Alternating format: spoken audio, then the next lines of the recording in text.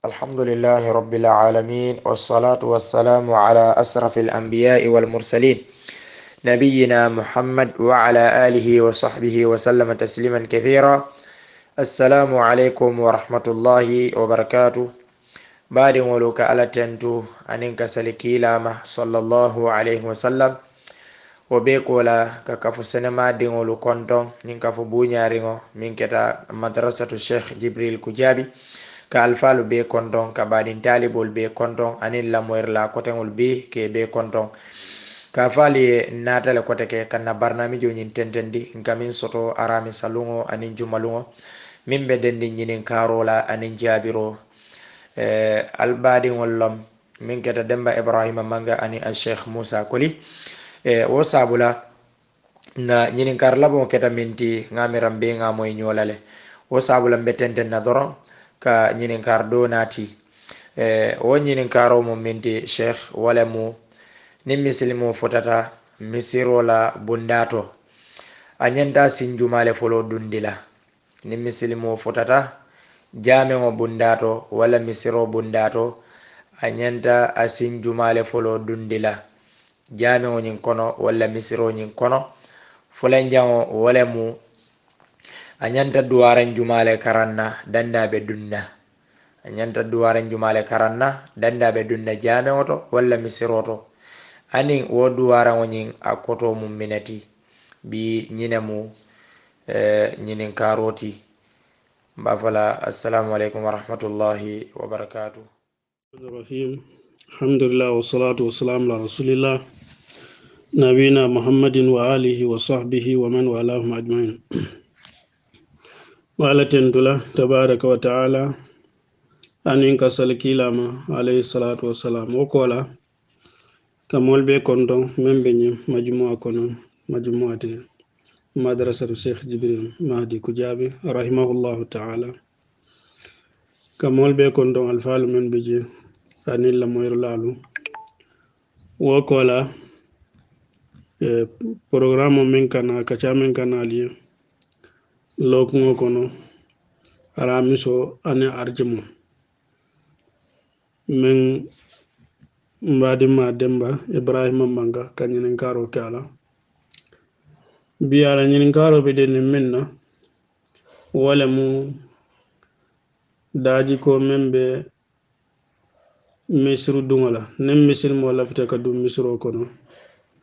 anyanta dunna je nyaadile anyanta munekela wala mu karote bari dino amu fenneti mi yalon ko fengo fenga e silole landay wo silo ni fo nga wo silo tamandi isaje ko fesmanti amembe je tuma do bata ala sin harjala anadaf say bukhari wa muslim aisha ko kana nabi sallallahu alaihi wasallam yu'jibuhu at-tayammun في تناوله وترجله وطهوره وفي شأنه كله. إمام بخاري مسلم يا ناتي لا كتابوتو عائشة كو كيلا صلى الله عليه وسلم بولبا كو كانيا ابو باك نابه سماتو دوننا aka bulba singole folo dum naba ko komla aka bulba karole folo kom bare kabukata seniato ala kuol be akalafi pour ka commencer nim bulbal lonnal ko mo fengon timi ya lon ko fesmanti abiye comme ka dum misro kono asi bulba singo folo dunde to barama dingiram men fesmanti atije comme ka dum jonkon to o mara singo le ka sabandiro ke anata hakim la kitabo to mustadrak anas ko أنس بن مالك أكو من السنة إذا دخلت مسجد أن تبدأ برجلك يمنى وإذا خرجت أن تبدأ برجلك يسرى. أنس بن مالك نيمبي سنة لكونو نيبي دون مصر كونو إسي بلبا سينو فلو تامبندي نيبي فينت لاجي إسي إمارا سينو فلو فينتاندي ise mara folo fintande lonnal yafe ko nin sahibo ko mina sunnati sahibo ko ñim fana mu sunnolati walla ɓe sunnola kono e ko mu kayitandi ko yewta kilabulu sallallahu alaihi wasallam ko mu hadisoti ni ya tara atharoni sabatta bara ala kulli hal anata sahih bukhari wa muslim ko kila sallallahu alaihi wasallam nabe bulba ko o kanya bu bakele nabe koko kela fesmanti albe dam abe wala kono nabe dunna misro kono sani ka dum misro kono nyanta mun fala yenyi muta abi humaydi wa abi usayd radiyallahu anhuma qala rasulullah sallallahu alaihi wasallam idha dakhala ahadukum almasjid falyakul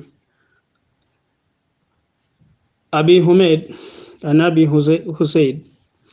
iko kila ko sallallahu alaihi wasallam nal do kilin nal lafita ka dum misro kono asinyin fo oto ni be dunna misro kono nyin duwara on nyanta kawle fo munem duwara on nyinti allahumma iftah li abwaab rahmatik allahumma ita iftah li yelero kenye abwaab rahmatika ila balafa bunda yelenye ila fismanti ila balafa bunda yelenye nim misilmo kadum misro kono anyanta nyina fala ako wa idha kharaja falyakul nabe fintila asnyim foje allahumma ita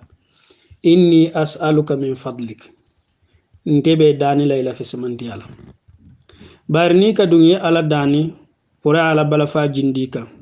bari fele nyatilin alala dinkira men buñata dinkiral bela wala misro ti jamewt idata ala ñino la je ala dani pour ala balafa jindi kan asa mure kan ibe bato men kela ja samute kela junbo ta ka kafa oto mo fesmantiyati mi yalon ko men kumata oto koronto ta nyawnya ni be dunna misro kono ye bulba singo folo tambindi ye nyin kumo fana fo allahumma iftah li abwaab rahmatik ite ala mbe danila ila balafa bunda ila balafa yajindinye yemuro ila balafa fanola ni be fintila fana yafuka allahumma inni as'aluka min fadlik ite ala nte fele mbe danila ila fesmanti ala rawal muslimen ni hadiso fila bari ye ala bato ke sa illa kurata e fintita e ka finti kata banta ye ala dani nyin kuma kamola ka fo ko ite ala mbe danila ila fesmanti ya bunda yewo yelenye e fintita e bota ala batola kata ila harjo bayindi ya ala dani pura se la harjo sonande ya se firinde e bota misiro ko ne ala dani ala fismanti ala pura se kisande ala sokola e bota misiro ko ne ala dani ala fismanti ala nin kamma e sike jongoti mi yalon ko membe manta benna ala nyine ndir fenwa sasudo oto nyine mu daji ko timen misilmo nyanta men kala nabi dunna misiro kono ana nyanta kuma kamo men fola naka findi misro kono min muduwaran ultimi yalon ko mennu sobarta kilama alayhi salatu wassalam da yamarlo fana kala ko anata